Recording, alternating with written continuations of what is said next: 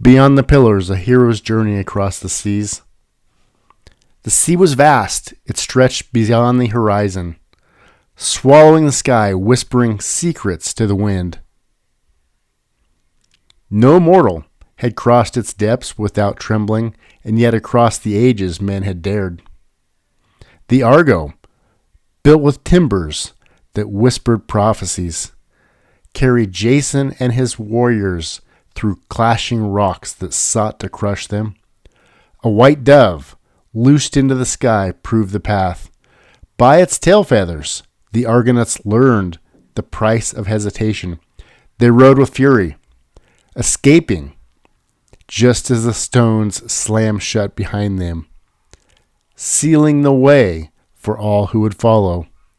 Farther west, where the sun sank into the great Oceanus, Hercules, son of Zeus, placed his mighty hand upon two mountain peaks, tearing them apart to create a passage. The pillars of Hercules. Beyond them, the sea churned with monsters unknown. Geryon, the three-bodied giant, waited on the blood-red shores of Erythea. Guarding his sacred cattle, Hercules slew him with an arrow loosed from the bow of a god. And still the sea stretched on. The Phoenician sailors of Carthage, wise in the ways of the winds and stars, pushed into the abyss, seeking lands that no man had seen. Hanno, their boldest captain, recorded what his eyes could scarcely believe.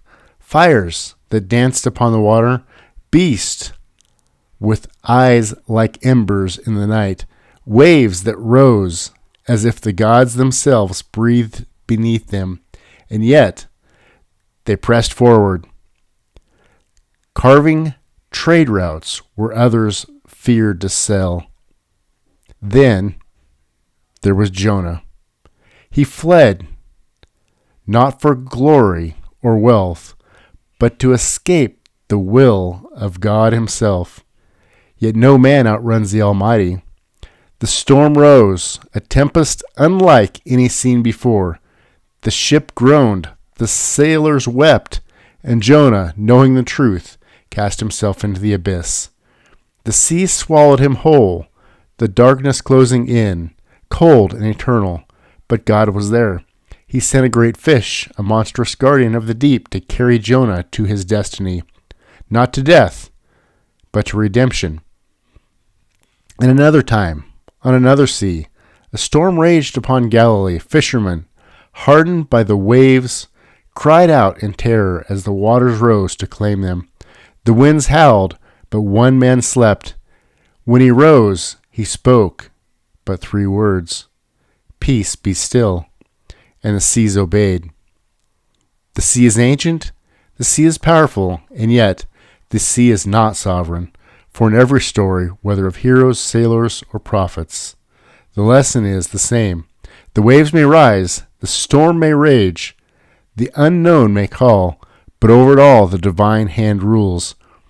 The sea belongs not to man, nor to the gods of Olympus, but to the one who speaks and stills the storm.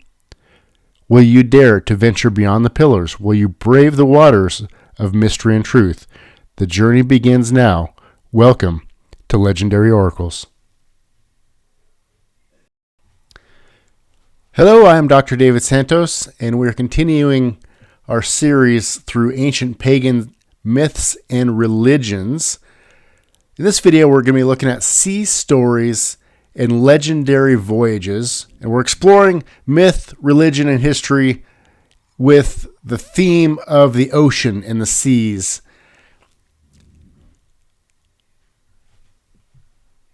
So as we introduce this idea, the seas often serve in ancient history and in the literature as well as a symbol in myth and religion and history. The sea's long been this powerful and paradoxical symbol in human history. The literature and religion reflect this, and it embodies both chaos and order, serving as a force of destruction, while it also offers a pathway to new discoveries. For many cultures, the sea is a dominion of danger and also opportunity. It represents peril and the unknown and the promise of transformation, but its vastness evokes awe and mystery, making it fitting as a backdrop for some of the most significant myths, epic journeys, and religious narratives throughout history. Some of the things we're going to see is specific, and this is not our last time we're looking at this. In future lectures as well, we're going to see how sailors begin to devote specific gods to the sea and for their own protection. In this, we're going to look at just some of the mythological journeys. This video will be important here in a few lectures from now when we start to build on this topic and look at how myth plays into religion. So just keep that in mind as we go through here. This is a much funner examination of this topic because we get to just look at a few of the stories, especially some of the Greek stories are pretty nice and pretty popular. So ancient civilizations often viewed the seas as a realm where the divine and human intersect. This is where gods test mortals, where heroes prove their worth, and where entire peoples are shaped by their struggles against the waters. From the wrath of Poseidon in Greek mythology to the parting of the Red Sea in biblical Exodus, the sea has been a setting for both divine judgment and miraculous deliverance. And we could make that even earlier and look at the biblical flood narrative and see how that flood narrative and the idea of the cleansing of the sea and can be related to the concept of baptism. But a cleansing of the world took place, and God used the sea to do that. It's a historical reality, but also the idea gets used all over in all these different cultures, just like when we look at God parting the Red Sea. That for the Egyptians would have been, well, for everyone, still is, a miraculous thing that took place. Who could dare to part the sea? It just demonstrated God's power in such a tremendous way. And if anyone was still questioning after the 10 plagues, that one should have especially gotten them, and especially after you've wiped out the Egyptian army. So sea narratives frequently explore profound themes, and as scholars have looked back on the mythology, they draw out of it these themes, and it includes divine sovereignty, human perseverance is a huge one, cultural identity, legendary voyages such as that of Odysseus, Jason, and Aeneas. They all illustrate the sea as a testing ground for courage and cunning. And the biblical story where we see Jonah is a little bit different, isn't it? And definitely when we see Jesus on the scene in the first century, in his first advent, very, very different because he is God incarnate. So his power over the storm is that of the God of heaven watching over Jonah. So where Jonah sees the maelstrom it come to an end. Actually, he doesn't really. More the sailors do, if I remember correctly. The sailors see it, and it was Jonah running away from God. So incredible story. All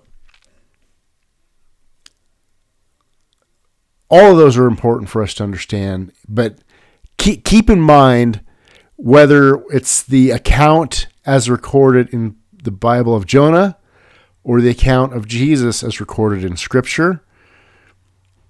They both have relevance to the world that they lived in. So that's part of what we're keeping in mind. It's helping us to understand the world of the Bible and how cultures would have understood these historical accounts at the time that they took place, and as they're reading them later. So let's look at some more about the sea. The dual nature of the sea. Throughout history, the sea has represented contrasting forces, both constructive and destructive. It's this paradox. It embodies beauty and terror of nature, and as well as the journey of the human soul is how it often gets portrayed in the literature. I don't know about you guys, but my family used to go in the summertime to the ocean. I grew up on the west coast in Northern California, so we'd go to a place called Patrick's Point, and a few other of those beaches along the Pacific coast in Northern California. I was always afraid of it. Others were not. You know, you can get in a little bit, and I did some fishing from the beach things, but I always thought about how deep this thing is. And you look up and you look at the mountains, and you go, as high as the highest mountain you can see, that's as deep as this thing can be. So, tremendous amount of fear. When we look at Mediterranean culture, ships disappeared all the time. So for them to see this, the chaos and destructive power should be very obvious. And much of that world, when a ship was sunk, there are entities in the water there that the ship would disappear very quickly. So it's not even like you could go and gather stuff up. And it's also extremely deep in places. So if it was close enough where you could see it, it's probably not going to last long between the currents and between the deconstruction of materials. I mean, it's just not going to be there very long. So it's just lost to them. Therefore, we can definitely see this idea of the sea as chaos. So in the ancient culture, the sea symbolizes chaos, and it's the unknown. It's the uncontrollable force of nature. The Hebrew Bible begins with the sea as a formless void before God. So we see that as part of the creation. And I think part of the creation account is conveying ideas that would have been understood at the time it was written. The Mesopotamian Enuma Elish depicts the primeval goddess Tiamat, which we spent way too much time on Tiamat in previous lectures, but this is the embodiment of the chaotic sea, which had to be defeated by their hero, our old buddy Marduk, to create the ordered cosmos. Greek mythology, we see Poseidon is the god of the sea, and his volatile temper represents the ocean's unpredictability. And it's calm one moment, it's raging like with a storm with the next. However, the sea is not merely chaotic, it's also a source of order and structure. Ancient civilizations use the sea for trade, expansion, cultural exchange, demonstrating human mastery over its dangers. The Phoenicians expert sailors created vast trading networks across the Mediterranean, providing that the sea could be harnessed for economic and cultural growth. And the sea is often depicted as treacherous, filled with storms. So we see both. The Greek Kitas, a sea monster sent by Poseidon to ravage the coastlines, was one of the potential perils. Norse mythology has one as well that we won't go into. Jorgamandor, the world serpent, and he enriches the ocean, encircles the ocean, and is destined to rise during the Ragnarok, which we'll look forward to studying later. And we've already studied the biblical Leviathan described in places like Job 41 as this immense, untamable sea beast. You can see the previous lecture on that one, Ancient Dragons. Despite these dangers, the sea is also this pathway to discovery and progress. Maritime explorers they've really led the way to cultural exchange, the spread of ideas, and economic expansion. The legendary sea voyages such as Odysseus' journey in the Odyssey and Jace's quest for the Golden Fleece shows the sea is both an obstacle and this experience that is transformative for heroes.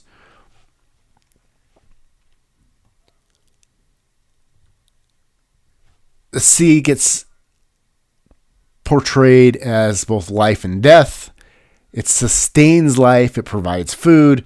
The cultures that lived on productive coasts often were much better off than those that were in other locations.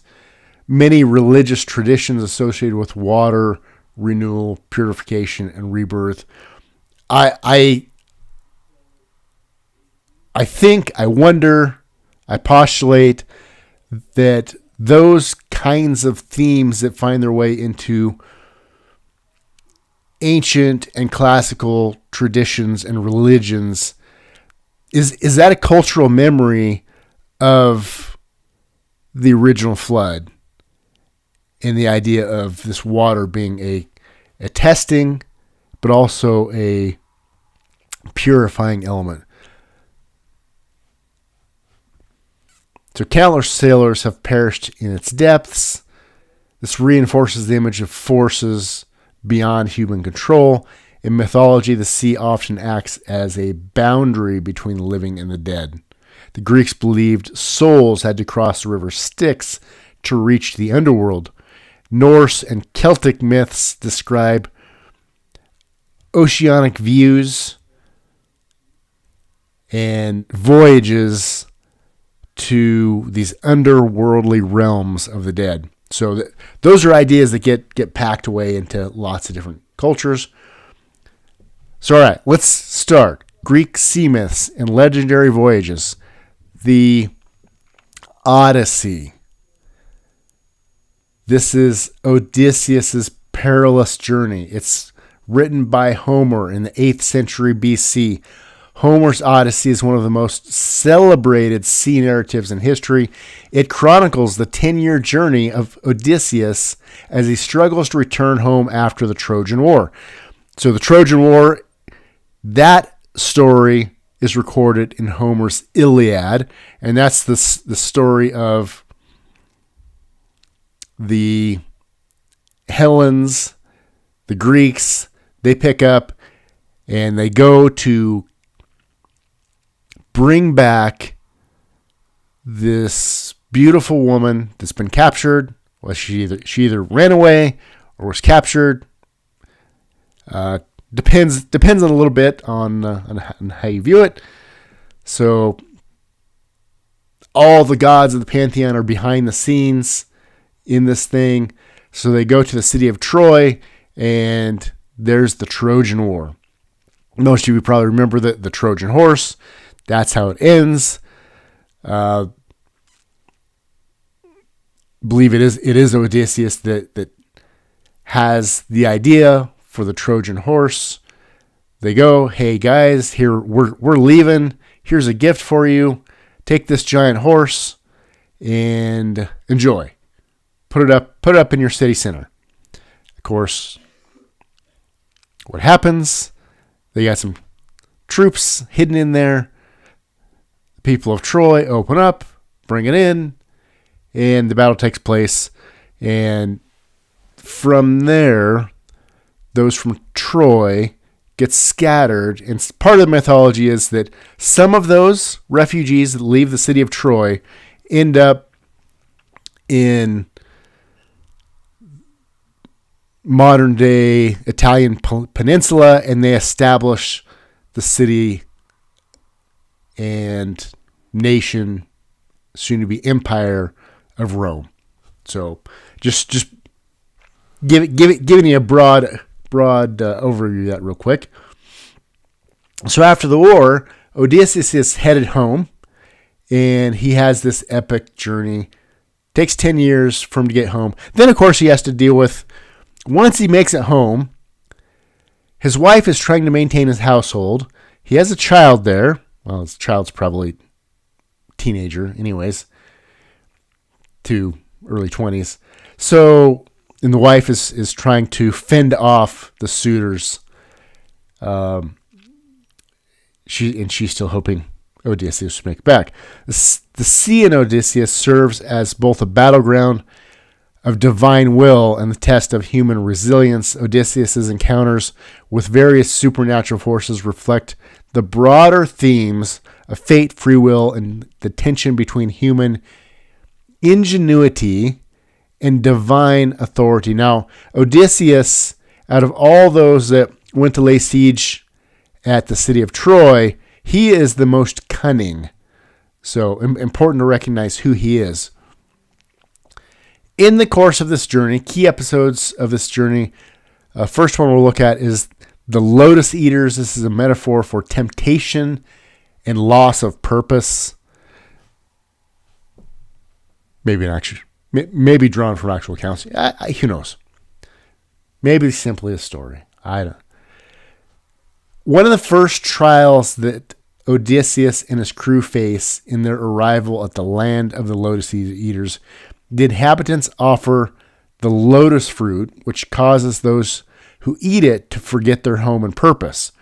The few sailors who consume the fruit fall into a state of blissful lethargy, losing all desire to return to Ithaca.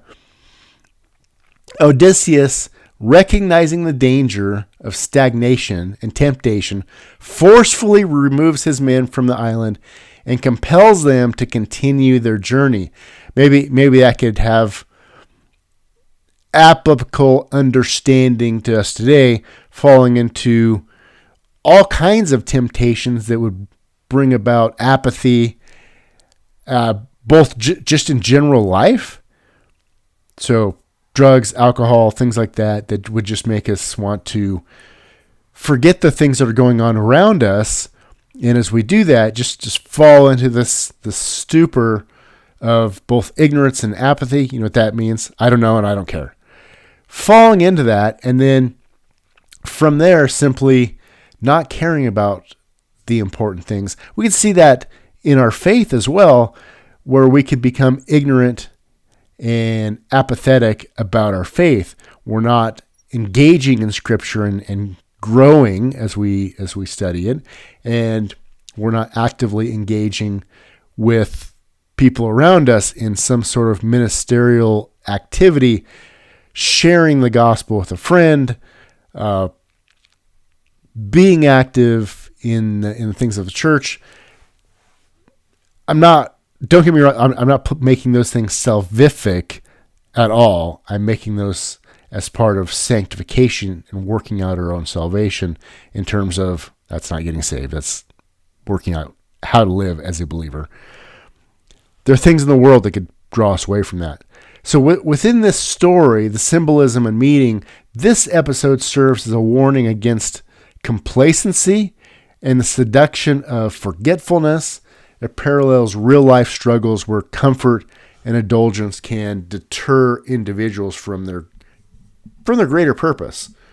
So from there, he goes and has to face the Cyclops, facing dangers through wit and deception. Now, remember, the Greek idea of being cunning is a bit of a two-edged sword, but is oftentimes seen as a good thing. You are a cunning, and that is a useful, virtuous trait. If used for the wrong ends, then of course it would be seen differently. So in this case, one of Odysseus's most famous trials, he encounters the Cyclops, and he is Polyphemus, the son of Poseidon, And seeking shelter in a cave, Odysseus and his men find themselves trapped by this one-eyed giant who begins devouring them one by one. To escape, Odysseus cleverly tells Polyphemus that his name is Nobody, before intoxicating him with strong wine. I'm going to theme in this, by the way. As the Cyclops sleeps, Odysseus and his men drive a sharpened stake into his eye, blinding him. When Polyphemus calls for help, he can only say that nobody is attacking him, ensuring that no one comes to his aid. The crew then escapes by clinging to the underside of the Cyclops' sheep as they are let out to graze. Of course, the symbolism there highlights the triumph of intellect over brute force, also sets the stage for Poseidon's wrath as the vengeful god punishes Odysseus for blinding his son, delaying his return to Ithaca. The next one is Celia and Charybdis. It's navigating between these two dangers. We were introduced to this one in the previous lecture as well. Odysseus must pass through this treacherous strait, and there's these two monstrous threats that lurk on one side. One side, Scylla, is a six-headed sea monster that devours sailors. Charybdis is a massive whirlpool that swallows entire ships. There's a prophetess that warns Odysseus there's no way to pass without suffering losses. If he steers too close to one, his entire ship will be swallowed. If he goes too close to Scylla, at least 6 of his men will die. Odysseus follows this advice and chooses to sacrifice 6 men rather than risk losing the entire ship. So, you ever heard about being between a rock and a hard place? That is the symbolism and meaning here. The sirens. There's the power of a song and the lure of death. Odysseus' next great challenge is the passage by the sirens. These are supernatural beings who their song lures sailors to their doom. It's an irresistible song. The same prophetess warns him that no man has ever heard their song and lived to tell the tale. To safely pass, Odysseus orders his crew to plug their ears with beeswax. They should have had headphones. While he himself is tied to the mast of the ship, instructing his men not to release him, no matter how desperately he pleads. As they sail past, Odysseus is enthralled by the sirens and their song, but is unable to act on desire, thus surviving the ordeal. Yeah, Odysseus may be cunning, but he's not always smart. The symbolism and meaning here, the sirens represent the dangerous allure of temptation and distraction, and Odysseus' willingness to experience their song, but also take precautions against it. People say it demonstrates wisdom. I don't know that I would call this wisdom, but that's what you're going to see in literature if you're reading about Greek myths, other places. Personally, I think it's a level of arrogance. I think it's wanting to toy with this temptation and have it close to you, but just don't let it overpower you. And I kind of see it like sin. We like to keep our pet sin close to us. We like to fiddle with it and know it's there, know it's available, and just keep it at arm's distance. Though we'll be okay. Well, we're okay until we're not, and we're supposed to put those things away, be transformed, and not make any allowances for, not making allowances for our sin. So, we should consider that as we read these stories. Then keep that in mind. The biblical-minded Christian is going to read these tales a little bit differently than we're going to see in the literature, a little bit differently than we're going to see in commentaries on these things, and in general as well. Next thing, the temptation of eternal pleasure versus the duty to return home. Now, keep in mind, the whole time this is taking place, Odysseus' wife is at home. So one of the longest and most emotionally significant stops on Odysseus' journey is the 7-year captivity on this island. Ogygia, that's not it. Forget the name of it. Where he's held by this nymph, Calypso. She offers him immortality and a life of ease if he will stay with her as her consort. Remember, we're a G-rated show. Well, maybe PG sometimes. Though he enjoys her hospitality, he ultimately longs for home and his wife. The gods, recognizing that his fate lies in Ithaca, order Calypso to release him. Now, remember, he's there 7 years lounging around with Calypso. And they're going to say the episode represents the tension between personal desire and duty. It also highlights the theme of free will, as Odysseus must choose between comfort and challenging but meaningful path of returning home.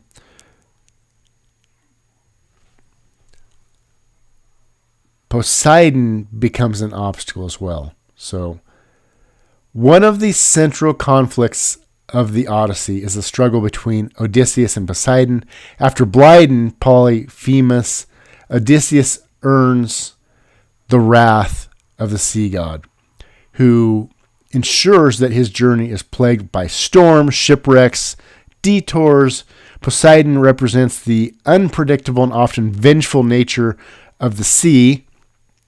And keep in mind the anthropomorphic nature of the Greek gods. So they're more like us than the god of heaven for sure. Poseidon represents this unpredictability, and he's mad at Odysseus. And he's contrasted with Athena, who serves as Odysseus's divine protector.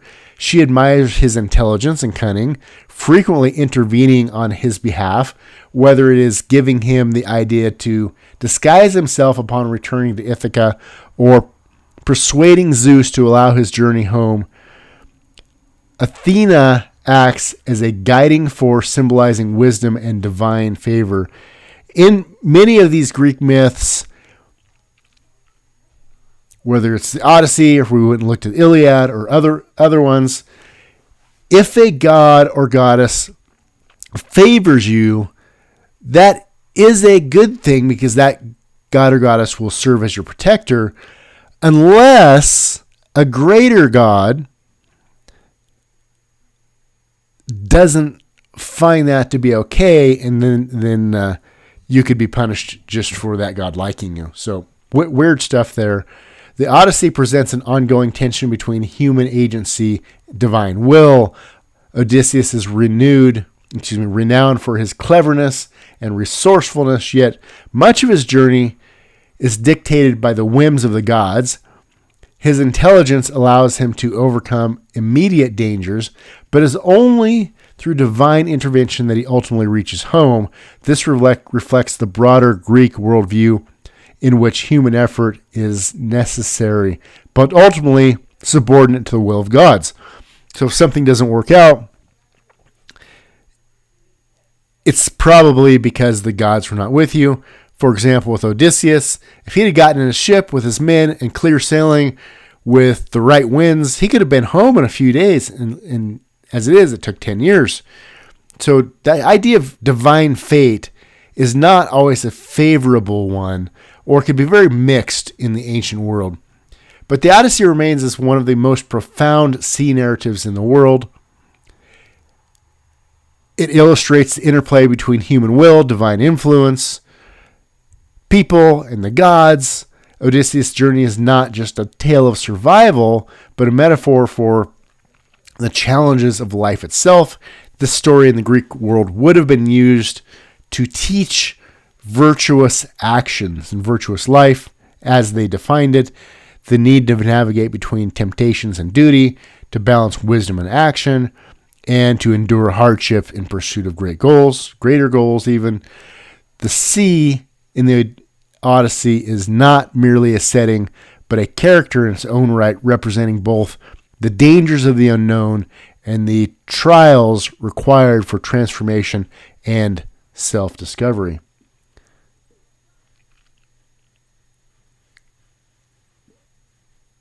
Let's move to the next account. By the way, if you want a quicker, more fun version of this Greek story, I highly recommend, I think I've said this before in an earlier lecture, jump onto YouTube and look up the Wishbone version. You can play it for your kids, you can play it for your grandkids, and they might even have one for Jason the Argonauts. I believe they do. Anyways, those are fun stories. Not Christian, but okay for kids and moralistic kinds of stories. So they're all right. Jason the Argonaut, the quest for the golden fleece. The story, and I apologize. This is very Greek story heavy in this video.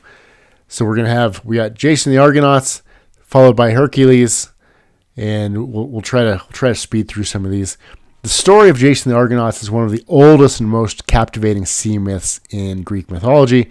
It tells of Jason's perilous journey aboard the Argo to retrieve the golden fleece, which is a symbol of kingship and divine favor. This voyage, chronicled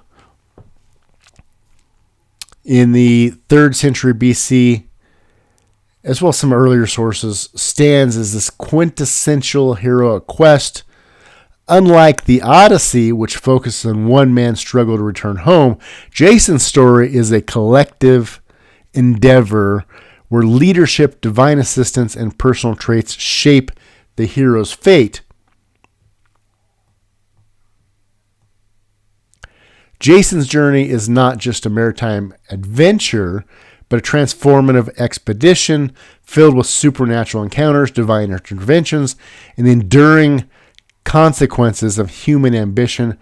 The trials he and his crew face reflect Greek ideals of heroism, intelligence, and destiny, and make his voyage a divining tale within Greek mythology. So we'll hit some of the key episodes. Jason's journey begins with the construction of the Argo, the first ship of its kind, built by the master craftsman Argus, with his assistance of Athena. The ship was unique not only because of its size and strength, but because Athena fitted it with magical speaking beams from the sacred grove, allowing it to offer guidance to the crew. The grove is of Dodona. So these are magical boards, I guess. The Argo represents the dawn of seafaring exploration in Greek myth. It also symbolizes divine craftsmanship, as its construction was aided by the gods, signifying that Jason's quest was destined by higher powers. Jason assembles a crew of Greece's greatest heroes, known as the Argonauts, which include figures like Hercules, Orpheus, and the Boreads. These are the winged sons of the north wind. And unlike Odysseus, who must rely on his own cunning, Jason's strength lies in his ability to unite these legendary figures under his headship or leadership, kind of like the dream team. And if you don't know the dream team, that was basketball. It was the first time America sent a team of professional basketball players to the Olympics, really led by Michael Jordan, but seriously, more than just an all-star team. And that's the idea here with Jason the Argonauts, putting together this dream team to go out and fight in this fleece. One of the most dangerous trials of the Argonauts face is passing through the clashing rocks.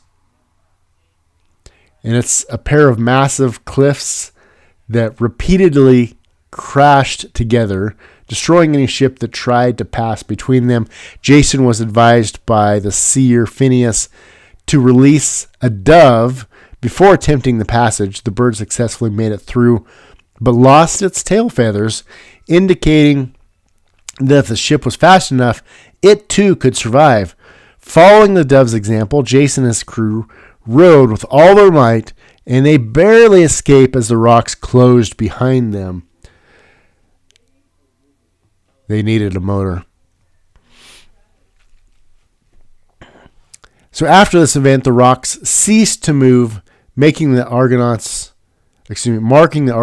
as pioneers who made the sea safer for future travelers. We see Medea's magic. This is an intersection of love and betrayal and divine favor. Upon arriving in Colchis, Jason learns that King Aegean will not part with the golden fleece easily. He sets forth impossible challenges. Jason must yoke the fire-breathing bulls, plow a field, and sow dragon's teeth that sprout into armed warriors. Jason, however, gains an unexpected ally, Medea, the daughter of Aegean, and a powerful sorceress who falls in love with him under the influence of Hera and Aphrodite. So again, Greek goddess favor. With Medea's magical aid, he tames the bulls by using enchanted ointment that protects him from their flames. He defeats the dragon-toothed warriors by tricking them into fighting one another. And finally, Medea lulls the dragon, guarding the golden fleece, to sleep, allowing Jason to seize it. However, their triumph isn't perfect. There's betrayal when the king pursues them. Medea takes a gruesome step. She kills her own brother and scatters his remains in the sea to delay their father, who stops to collect them. This act marks Medea as both Jason's savior and a figure of dark vengeance. So in terms of symbolism, Medea represents the power and danger of divine favor. Her assistance allows Jason to succeed, but her methods foreshadow tragedy. Jason's reliance on Medea rather than his own strength contrasts with Odysseus, who often succeeds through personal cunning. The act of killing your brother highlights the theme of sacrifice and moral compromise in pursuit of a higher goal. So Jason secures the golden fleece. His fate is sealed by this moral cost of the journey.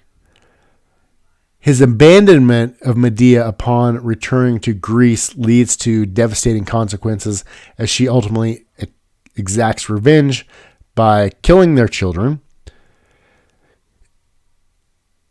So these mythological themes, the story of Jason and the Argonauts, there's this also the role of Hera and Athena that we need to consider in guiding the journey. Unlike Odysseus, whose fate is dictated by Poseidon's wrath, Jason is largely favored by the gods, especially Hera and Athena. Hera's influence, from the beginning, Jason is chosen as Hera's champion. She orchestrates his meeting with Medea by enlisting Aphrodite's help to make Medea fall in love with him. Hera ensures Jason's survival and success, but this divine favor comes at a cost, as we saw. Athena's role as the god of wisdom aids in the construction of the Argo, and she represents strategic thinking and innovation, reinforcing that Jason's journey is a pioneering voyage.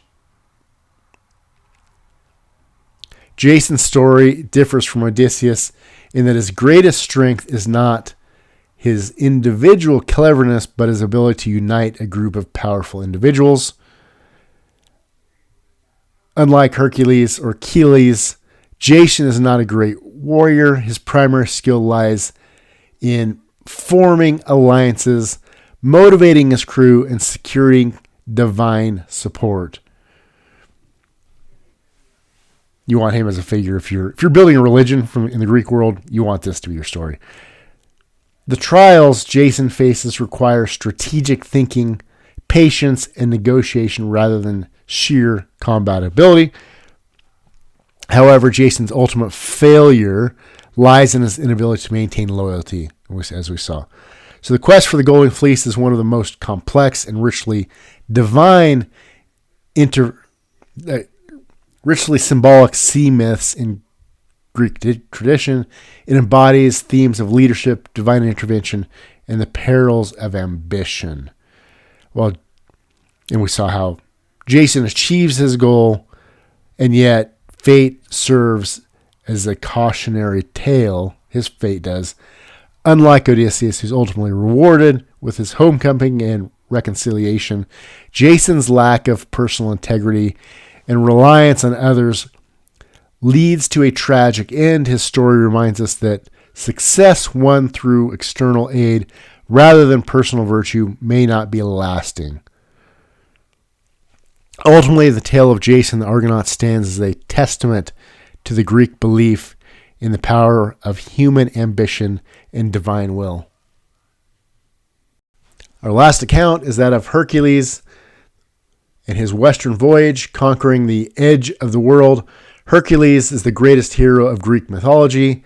He's known for his 12 labors, an epic series of trials that tested his strength, intelligence, and endurance. Among these tasks, his western journey stands out as one of the most perilous and symbolically significant. The voyage takes Hercules beyond the known world, reinforcing his role as a hero who bridges the mortal and divine realms. His adventure in the western seas highlights the ancient Greek understanding of geography, myth, and supernatural, as well as their fascination with the unknown. Unlike Odysseus or Jason, whose journeys were filled with trials of wit and teamwork, Hercules' voyage is defined by brute strength, perseverance, and his willingness to confront the unknown alone. His exploits in the far west cement his status as a boundary-breaking hero who pushes past the limits of human experience. Key episodes: Hercules' western voyage. The Pillar of Hercules is the mythic boundary between the known and unknown world.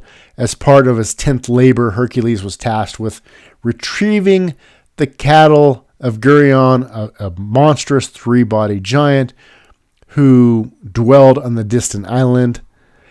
It's located in the far west, near the edge of the unknown world. To complete this mission, Hercules embarked on a journey that took him beyond the Mediterranean into what the Greeks believed was the gateway to the great ocean beyond. During his travels, Hercules reaches what is now known as the Strait of Gibraltar, the narrow passage between Europe and Africa. In Greek myth, he is said to have created the Pillar of Hercules, two massive rocks in a formation identified as the Rock of Gibraltar and Mount Jebel Musa, which stood as the symbolic boundary between the Mediterranean and the endless Atlantic Ocean. The pillars represent the limits of human exploration and the threshold between the known and the unknown. Though originally a maker of the world's end, Hercules' journey challenges that notion by traveling beyond the pillars. He expands the boundaries of human potential. His passage through this space really underscores the role as a hero who transcends mortal limitations. Having passed beyond these pillars, Hercules arrived on the island, and it's home to Geryon. He's this monstrous being with 3 bodies, 3 heads. Why didn't you just make 3 beings? I don't know. Geryon possessed a herd of prized red cattle, which Hercules had been sent to steal. Guarding the cattle was Orthus, a fearsome 2-headed dog, and a warrior who served as the herdsman. Hercules, known for his direct approach to challenges, quickly dispatched both of them before engaging Geryon in battle. The fight was fierce, but Hercules ultimately triumphed by using his powerful bow and arrow dipped in the deadly blood of the Hydra. One shot to Geryon's forehead killed the mighty giant, allowing Hercules to claim the cattle. However, the return journey was just as dangerous as the battle itself. Along the way, Hercules faced. So we have theft and resistance. Various kings and warriors attempted to steal the cattle from him, forcing him to fight his way back to Greece. We have a cosmic challenge at one point. The god Helios, angered by Hercules' journey, burned him with the heat of the sun. In response, Hercules shot an arrow at the sun itself. Impressed by the hero's boldness, Helios provided him with a golden cup-shaped boat to help him cross the ocean. The Italian encounter. Some versions of the myth suggest that Hercules passed through Italy, where he battled the giant Cassus, who attempted to steal the cattle. Hercules finally returns the cattle and completing his 10th labor. However, the journey had fundamentally changed him by venturing to the very edge of the world and returning. He had proven himself a hero, not only of physical strength, but of enduring and cosmic defiance. I find it interesting to contrast this with that of the Narnia series, Voyage of the Dawn Treader.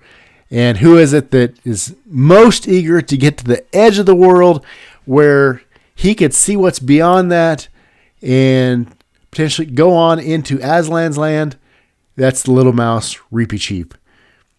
And he's the one that drives things forward. So to me, that contrast is pretty hilarious. I'd love to talk to C.S. Lewis, who is very well read in all of these mythologies, and it would be an interesting conversation to me. Of course, you might just say, no, I had nothing to do with it, or you might have long stories about, yes, how he was considering those things. The Western see as this space where the divine and mortal intersect is an important one. We'll save that for our future video on that'll expand that. And the idea of heroes being a bridge between the natural and supernatural is an important idea. So, unlike Odysseus, who sought to return home, or Jason, who's after glory, Hercules' quest was about pushing these boundaries and completing his tasks. And thus, Hercules' Western voyage remains an enduring myth about the relationship between man and the gods and the sea. It's a story of conquest, transformation, and the relentless pursuit of greatness. All right, and we'll close here. In the future, as we get into the classical world, we'll revisit this topic, and when we get to this topic, then we'll build in some additional concepts. We'll look at Phoenicians. They appear they probably should be represented here, maybe even more so than Greeks. But I think the Greek accounts provide the broadest understanding of what these stories in general look like. Adding the Phoenicians, and then also looking at the biblical ideas of the sea will get built into these later videos. So for here, we'll just conclude with the meaning of legendary sea voyages. And it's simply that throughout history, legendary sea voyages have captured the imagination of cultures around the world, and it reflects this universal concern about fate, divine power, human perseverance. And we might put it in terms of, we look into what's beyond the earth, we look out into space, and we desire to push limits. Some of us do push these limits and see what's beyond. And the virtues being described in these stories and the fears being described in these mythologies are the same things that we perhaps consider as important as we think about man's ability to go out and do these things. In the Greek myths, like Odysseus and Jason, they navigate these treacherous waters filled with monsters and divine challenges, relying on their wit and resilience to survive. And they teach these virtues to their kids with these stories. Now, we teach, of course, the biblical virtues from a biblical perspective. I'd intended to go into the biblical account of Jonah as a standalone part, but maybe we'll simply end, because many of you probably well familiar with Jonah. Christianity provides a unique framework for understanding the sea, not merely as a place of danger, but as a setting for divine testing. Revelation, I mean, we see seas in the book of Revelation. We see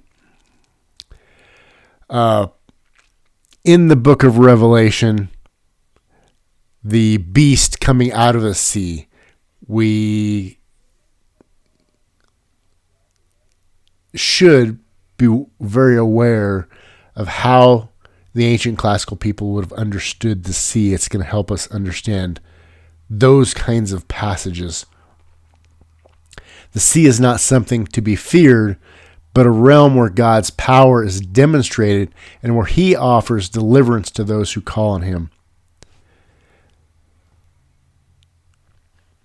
Jonah 1:17. Now the Lord provided a huge fish to swallow Jonah, and Jonah was in the belly of the fish 3 days and 3 nights. Of course, the 3 days and 3 nights, that is the sign of Jonah that Jesus spoke about. It is specific. It is literal. 3 days and 3 nights. That's what Jesus said as he enters his own fish, metaphorically speaking. This verse encapsulates the biblical view of the sea as both a place of judgment and redemption. Jonah's descent into the ocean represents divine discipline, yet even in the depths, God provided a way of escape. This event foreshadows Jesus' death and resurrection. Just as Jonah spent 3 days and 3 nights in the belly of a great fish, Jesus was in the tomb for 3 days, 3 nights before rising again. In both cases, the sea becomes a metaphor. Well, metaphor is the wrong word. In both cases,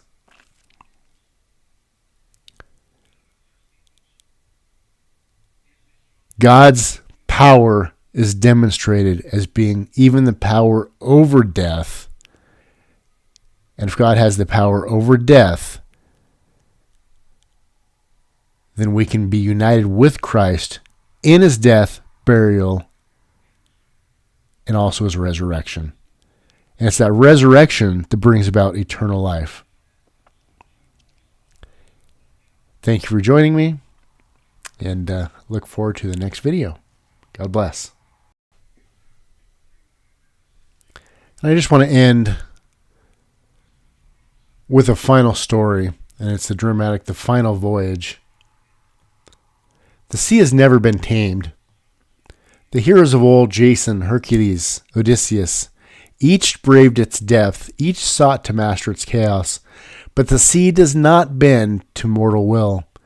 It obeys only one voice. A lone ship drifts across the water. The sky darkens. The waves rise. In the distance, the shadow of a great fish moves beneath the surface, unseen by human eyes. Jonah was swallowed by such a beast once, held in its belly for 3 days before being cast onto the shores of his destiny. The sailors on a ship whispered old stories. They remember the Phoenicians who passed this way, guided by the god Melkart, seeking land beyond the edge of the world. They speak of Hercules, who split the mountains apart and left the pillars in its wake, proof that man had touched the unknown. And they tell the tale of Jason, who bound his fate to the voice of a ship that could speak prophecy.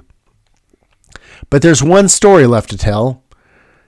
In the storm that once raged upon Galilee, the waves rose like mountains, threatening to swallow the disciples whole. And yet, there he stood, a single figure upon the waters, his feet unshaken by the fury of the deep. "Come," he said, and Peter, bold as any Argonaut, stepped out of the boat. For a moment, he walked where only gods and myths had dared to tread. But then he saw the wind, the rolling sea, the darkness beneath him. Fear gripped his heart, and he sank.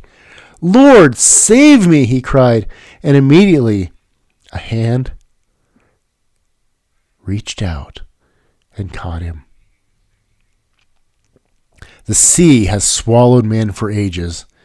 It has tested kings, defied warriors, and drowned empires, but it has never swallowed God. Jonah was 3 days and 3 nights in the belly of the fish. Christ was likewise in the grave. Both emerged victorious, not by their own power, well, Jesus by his own power, but by the will of one who commands the waves. One day, every soul must take its final voyage beyond the pillars, beyond the horizon, beyond the reach of human maps. Will the sea be your grave? Or will you walk upon it, upheld by the hand of the one who speaks peace to the storm, Jesus Christ? The heroes of legend brave the sea to seek glory, but the greatest journey is not to claim a golden fleece or battle a sea monster. It is to step out of the boat, to walk in faith, and to trust the one who rules the tides, Jesus. The sea is vast, but he is greater.